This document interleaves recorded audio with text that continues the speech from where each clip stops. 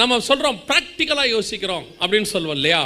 அதே மாதிரி சபைகள் இன்றைக்கி ஏன் இயேசுவை வான்னு சொல்லலை அப்படின்னு கேட்டிங்கன்னா, இயேசுவை விரும்புகிறத விட இயேசுகிட்டேருந்து வருகிறதை விரும்புகிற கூட்டம் தான் இன்றைக்கி ஜாஸ்தி.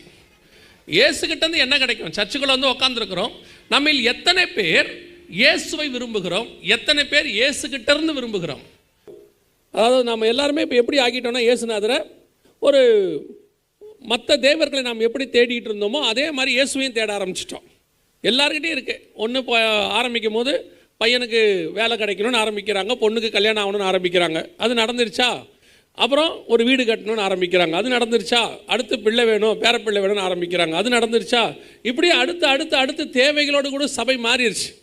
சபையினுடைய நோக்கம் ஏன் உருவாக்கப்பட்டது சர்ச் அப்படின்னு கேட்டால், இயேசு வரும் அளவும் அவருக்காக காத்திருப்பதற்கு, எதிர்பார்த்திருப்பதற்கு. அதை தவிர சபை இன்னைக்கு எல்லாம் செய்து, சபைக்குள்ள எல்லா ஆக்டிவிட்டீஸும் இருக்கு, ஆனால் காத்திருக்கிற அனுபவம் மட்டும் இல்லை.